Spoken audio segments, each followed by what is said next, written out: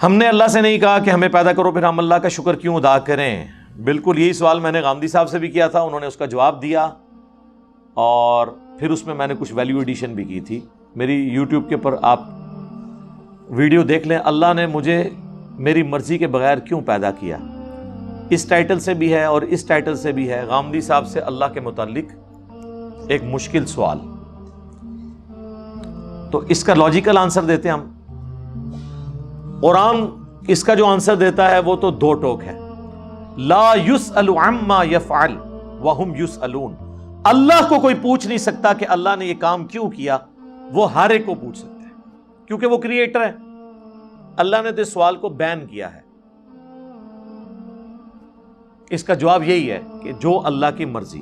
اچھا اب آ جائیں لاجیکلی, چونکہ پورے قرآن کا ایک مقدمہ ہے نا, اللہ کا شکر میں کیوں ادا کروں. اس لیے میرے بھائی, آج بھی اگر آپ کو کوئی یہ آفر کرے, پہلے تو چھوڑ دیں کہ تم اپنی 50-60 سال کی زندگی میں بس یہ ایک موٹی موٹی چیزوں کا خیال رکھ لو, روزانہ 5 وقت کی نماز ہے, رزق حلال اور حرام میں فرق کرنا ہے, شریعت کی چند ایک پابندیاں ہیں, سیکس ڈسپلن ہے جس میں ہمارا ہی فائدہ ہے کہ ہم کوڑ کوڑ کے زندگی نہ گزاریں, ایک ہارمونی کے ساتھ زندگی گزاریں.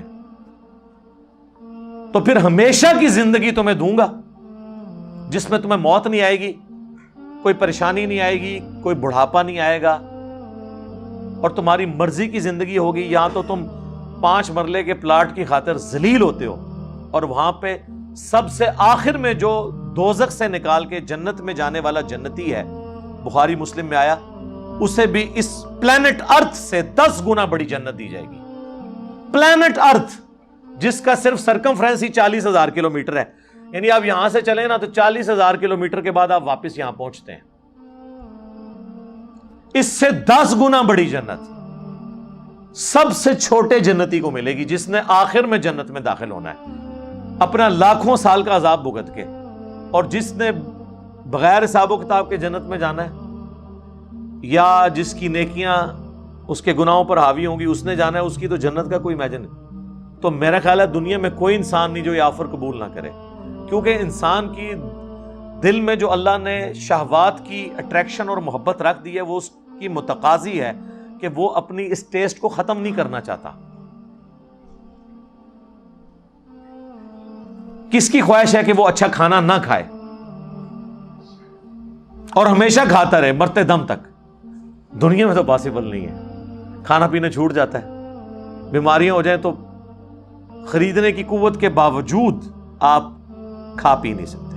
دنیا میں ارب پتی لوگ ہیں جو نمک مرچ والا کھانا بھی نہیں کھا سکتے,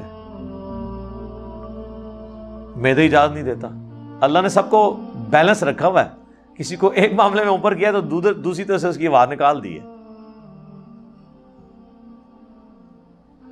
آپ کو میں پاکستان میں اس وقت امیر ترین لوگ کئی ایسے بتا سکتا ہوں جو پیمپر باندھتے ہیں, اور ان کی لوگ گاڑیوں کے اوپر, ان کے جہازوں کے اوپر, ان کی دولتوں پہ, ان کے پلاٹس پہ رش کر رہے ہوتے ہیں, لیکن وہ اپنا پیشاب نہیں روک سکتے.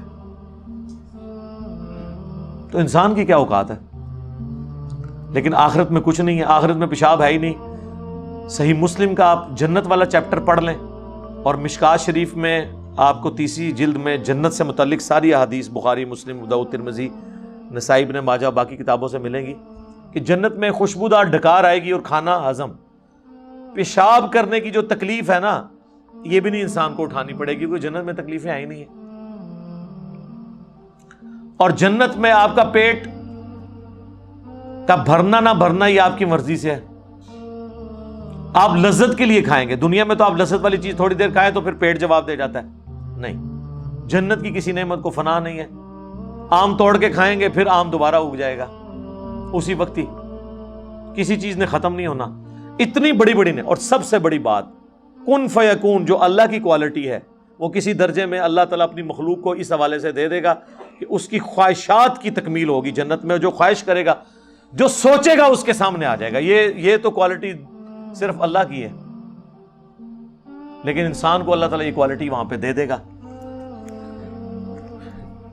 تو یہ کتنا سستا سودا ہے, چند سالوں کی زندگی دے کے ہمیشہ کی زندگی حاصل کر لینا. نہ ختم ہونے والی. تو اب مجھے بتائیں اس اللہ کا شکر ادا کرنے کا دل نہیں کرتا کہ جو اکیلا تھا, کسی کو نہ بھی پیدا کرتا, اسے کوئی پوچھ نہیں سکتا تھا.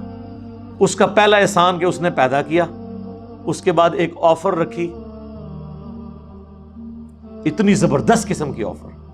ہونا تو چاہیے تھا 1 ارب سال کی زندگی کے لیے 1 کروڑ سال تو یہاں مشقت کروائی جاتی دنیا میں, لیکن اس نے چند سال کی مشقت مانگی, اور وہ بھی مشقت نہیں ہے, نارمل لائف ہے, بس صرف لائف کا ڈسپلن ہے, اور ہمیشہ کی زندگی دے دی. تو جو اللہ اکیلا ہونے کے باوجود اپنے ساتھ اتنے لوگوں کو آفر دے کہ آؤ میں تمہیں وہ کوالٹیز دوں گا جو میری کوالٹیز ہیں. موت کسے نہیں آتی؟ اللہ کو. انسان کو بھی موت نہیں آئے گی. دیکھیں نا, یہ تھوڑی بات ہے, دنیا میں موت آنی ہے نا, جنت میں موت نہیں ہے. صحیح بخاری میں حدیث ہے کہ موت کو مینڈے کی شکل میں لا کے جہنم اور جنت کے درمیان ذبح کر دیا جائے گا, اور ندا کی جائے گی جنتیوں مبارک ہو, آج کے بعد تمہیں کبھی موت نہیں آئے گی, بے فکر ہو کے زندگی گزارو. اور جہنمیوں کی حسرت میں اضافہ ہوگا کہ تمہیں بھی موت نہیں آئے گی, تم بھی اس تکلیف میں زندگی گزارو. اللہم لا تجعلنا منہم, اللہم اجرنا من النار, ربنا اصرف عنا عذاب جہنم ان عذابها کان غراما. آمین.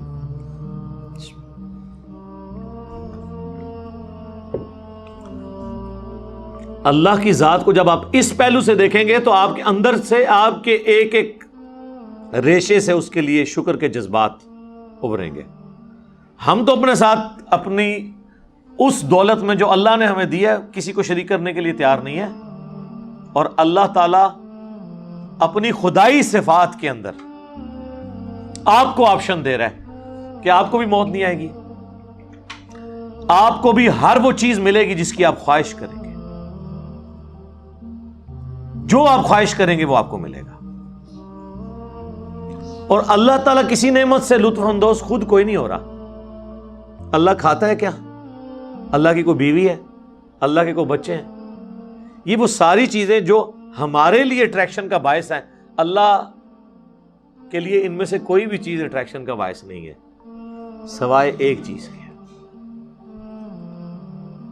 اور وہ چیز یہ ہے, حالانکہ اس معاملے میں بھی وہ غنی ہے, لیکن یہ اس کی خواہش ہے کہ بندے, انسان, مخلوقات, جن, فرشتے اس کا شکر کریں, اس کی عبادت کریں, ٹوٹل اوبیڈینس کریں.